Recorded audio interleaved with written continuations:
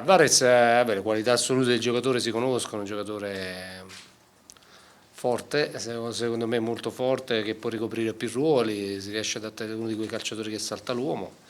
L'unico dubbio era sulla sua lunga inattività, che però in questi giorni ci ha convinto anche con il suo entusiasmo e con la sua voglia di mettersi in gioco. Sicuramente non può essere a passo con i compagni o come compagni, ma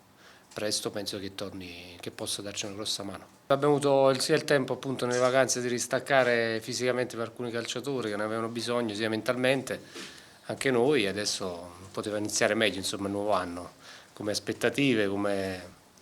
anche interesse della partita e importanza soprattutto della partita, quindi noi siamo pronti mentalmente, ci arriviamo nelle stesse condizioni, insomma più o meno abbiamo avuto lo stesso programma di ferie, di allenamenti, quindi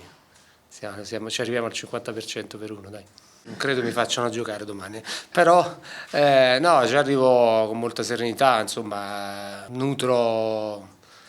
simpatia per questa partita, è una partita che mi piace viverla, mi è piaciuta in passato, credo che sia un derby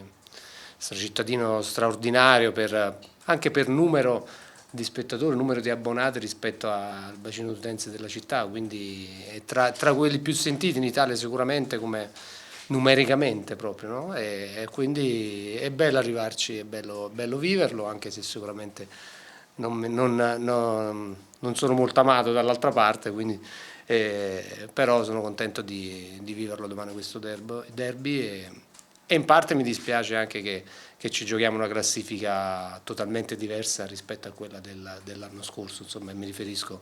ad entrambe le squadre perché credo che Genova meriti qualcosina in più di questa classifica. Ogni derby è importante della posizione di classifica, ogni derby è importante anche quando ti giochi l'Europa League come l'anno scorso per entrambe le squadre, quindi nella preparazione, nello stato d'animo generale probabilmente sì, qualcosa peserà, ma non certo quando l'arbitro fischierà all'inizio della partita. Io credo con grandissima sincerità che il Genoa sia un'ottima squadra e all'inizio del campionato per me era tra le squadre più complete nella sua dimensione, quindi sono molto, molto sorpreso dalla posizione di classifica del Genoa perché poi è lo stesso allenatore, la squadra costruita con grande logica rispetto alle idee dell'allenatore. Credo che abbia sofferto, pagato moltissimo gli infortuni e le lunghe squalifiche perché è una squadra, ripeto, secondo me completa rispetto alle idee dell'allenatore. Una squadra che gioca molto sulle transizioni, una squadra che ha giocatori di grandissime qualità genetiche e quindi ti costringe anche a giocare in spazi ampi dove loro sono abituati e magari gli avversari un po' meno, quindi sarà fondamentale contrastare tutte queste armi, queste loro armi. Ecco. Il calendario non si può cambiare, io credo che questa squadra avesse bisogno di riposo, soprattutto in alcuni calciatori,